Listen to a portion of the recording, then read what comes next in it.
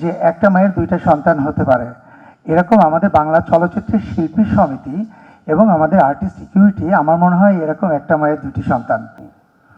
যে দৃষ্টান্ত স্থাপন করলেন দুটি সমিতির, দুটি জায়গার ফিল্ম এবং আমাদের নাটকের লোকদের একটা মেলবন্ধন তৈরি করে দিলেন, এর জন্য অনেক অনেক ধন্যবাদ। এটা ভবিষ্যতে উদাহরণ হয়ে থাকবে আমাদের সবার জন্য।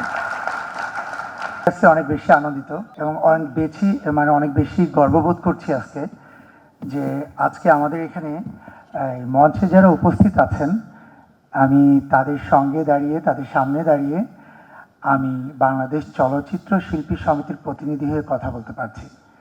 এখানে যারা আছেন, সামনে যারা আছেন, ওনারা অনেকেই আমার কিন্তু স্বপ্নের মানুষ। আমি অভিনয় শেখা তো পরের কথা, তাদের অভিনয় দেখেই আমি এ পর্যন্ত এসেছি বা অভিনয়তে আসার জন্য ইন্সপায়ার্ড হয়েছি আমি। আজকে আমি একটা কথাই বলতে চাই যে আমি সবসময় বলি যে একটা মায়ের দুইটা সন্তান হতে পারে, এরকম আমাদের বাংলা চলচ্চিত্রের শিল্পী সমিতি এবং আমাদের আর্টিস্ট ইকুইটি, আমার মনে হয় এরকম একটা মায়ের দুটি সন্তান। তা আমি সবসময় মনে করব যে আমরা এক ভাই আরেক ভাইকে কখনো যেন ছেড়ে না যাই। সমস্ত বিপদে আপদে, ভালো মন্দের সুখ দুঃখে সবসময় একসঙ্গে কাটাবো, একসঙ্গে পথ চলবো। আপনাদেরকে অসংখ্য ধন্যবাদ। এত সুন্দর একটা প্রোগ্রাম এবং এত সুন্দর একটা জিএম আপনারা আজকে পরিকল্পনা করেছেন এবং আমরা টোটাল মিলিয়ে আজকে এনভায়রনমেন্ট মিলিয়ে আমাদের কাছে অনেক সুন্দর লাগছে যে আসলে আর্টিস্টদের প্রোগ্রাম এরকমই হওয়া উচিত। অসংখ্য ধন্যবাদ পাবেল ভাই, অসংখ্য ধন্যবাদ মামুন ভাই যে এত সুন্দর একটা প্রোগ্রামের আয়োজন করেছেন। আমরা আমাদের অন্তরস্থল থেকে আমাদের সভাপতি এখানে আছেন, আমি সাধারণ সম্পাদক, আমরা সবসময় আপনাদের পাশে আছি এবং আমাদের অন্তরস্থল থেকে সবসময় আপনাদের জন্য অনেক বেশি শুভকামনা এবং ভালোবাসা রইল। সবাইকে অসংখ্য ধন্যবাদ। আসসালামু আলাইকুম। অভিনয় শিল্পী সংঘকে আজকে আমাদেরকে এখানে আমন্ত্রণ জানানোর জন্য।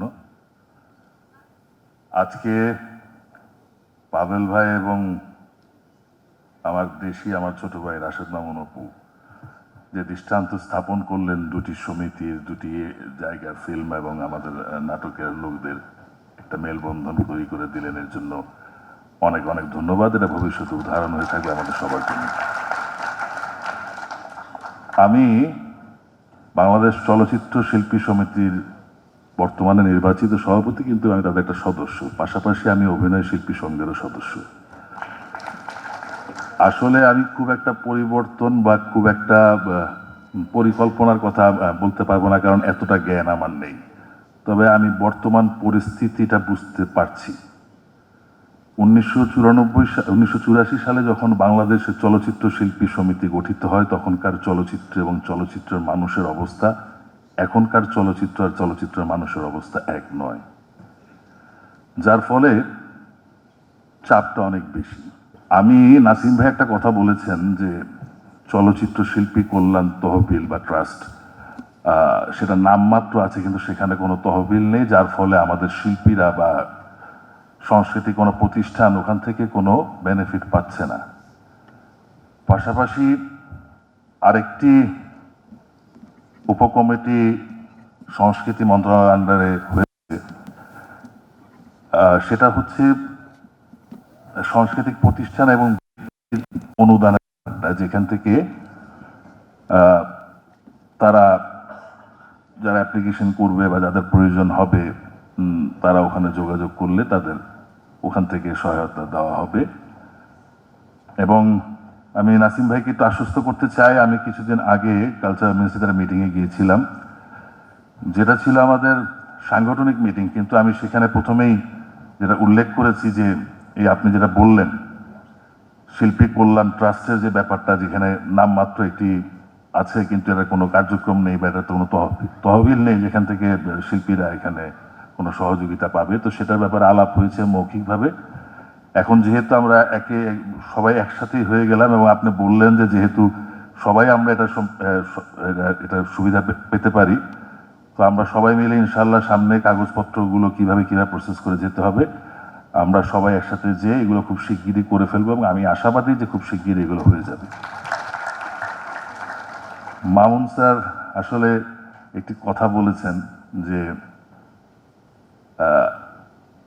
কি সময়ের পরিবর্তনে বিশেষ করে আমাদের জাতীয় সম্প্রচার মাধ্যম যেটা বাংলাদেশ টেলিভিশন, সেখানে বাধার সৃষ্টি করা হয় যে এই পিরিয়ডে এরা কাজ করতে পারবে না, ওই পিরিয়ডে ওরা কাজ করতে পারবে না।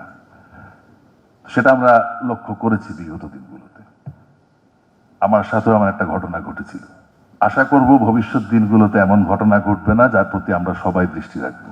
তবে হ্যাঁ, কেউ যদি অতি উৎসাহী হয়ে অন্য কিছু করে থাকেন, অন্য কোনো অপরাধী হয়ে থাকেন, তার দায়িত্ব শিল্পী সমাজ নেবে না।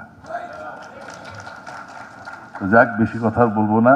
আবারও ধন্যবাদ জানাচ্ছি পাবেল ভাইকে, মামুন ভাইকে, এত গুণী মানুষদের সামনে আমাদেরকে বলার সুযোগ করে দেওয়ার জন্য, তাদের পাশে বসার সুযোগ করে দেওয়ার জন্য ধন্যবাদ জানিয়ে আমি আমার বক্তব্য শেষ করছি। আসসালামু আলাইকুম, সবাই ভালো থাকবেন, আপনার আশেপাশের মানুষকে ভালো রাখবেন, আর পানি যাতে রাস্তাঘাটে জমে না যায় সেজন্য পলিথিন